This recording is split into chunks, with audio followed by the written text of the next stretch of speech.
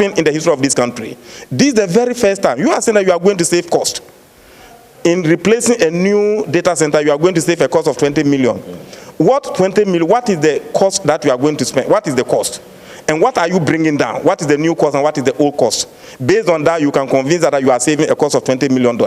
All these things we demanded for. You said there's a consultancy report which says that you must update, you must replace the voters register.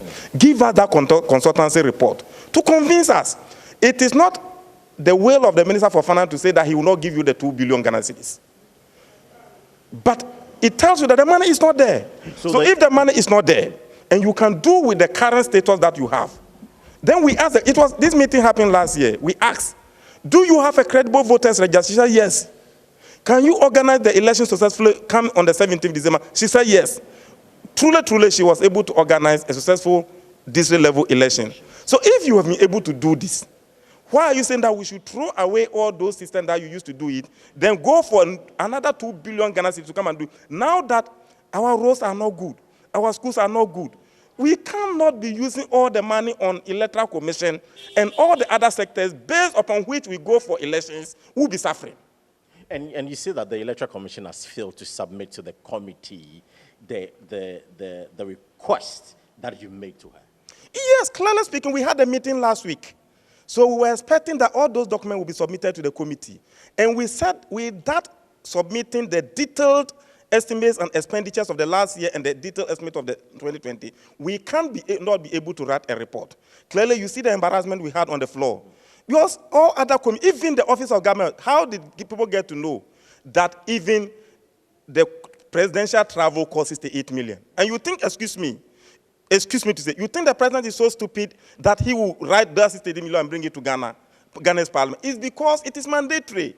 Article 1792 is specific that we must demand for the cost of the activities and programs so that we can write a proper appropriation bill. So you cannot just write global figures. I need 712 million Ghana cedis for my goods and services. The approval has been what constitutes the goods and services? Right, so the approval has been deferred to tomorrow. Should the EC fail to submit the document, are you still going to oppose? Why will the EC fail?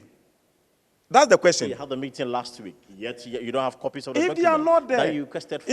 Should he fail, we are going to put it to her that, look, we can do, you don't need 2 billion Ghana cedis for election 2020.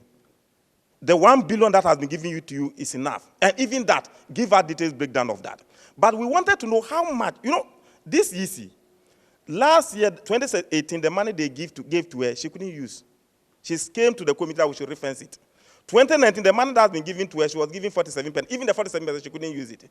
She said we should reference it, or we should reference all, and even demand for almost 2 billion for her.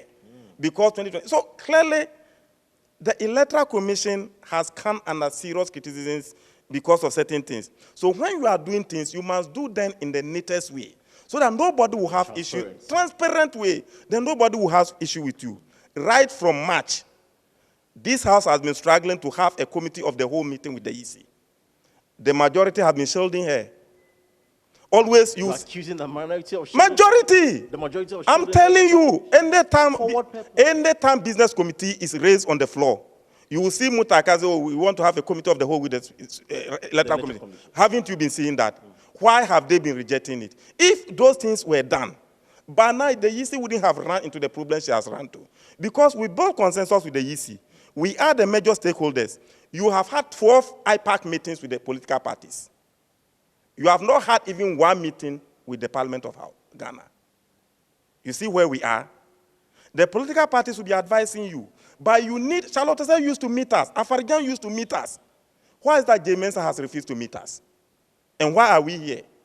These are critical issues as a country. We must come together. We are making judicious use of Ghana's money. We cannot just approve 2 billion for you. And even we approve 1 billion, we say we are going to approve 1 billion, you say it's insufficient for critical electoral activities. And yet she's not willing to submit the breakdown. If you cannot account for how you spent 345 million Ghana cedis, how can you say that we should give you 2 billion? Give us details of the expenditure. And my brother, what is happening? We want, the EC is an independent institution.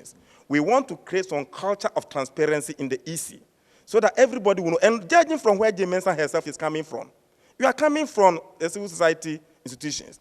So therefore, whatever you are doing, you must do it with the background that the other civil society organizations are watching. So if we are asking for a transparency from a civil society organization practitioner, and you are refusing, then who else can do this?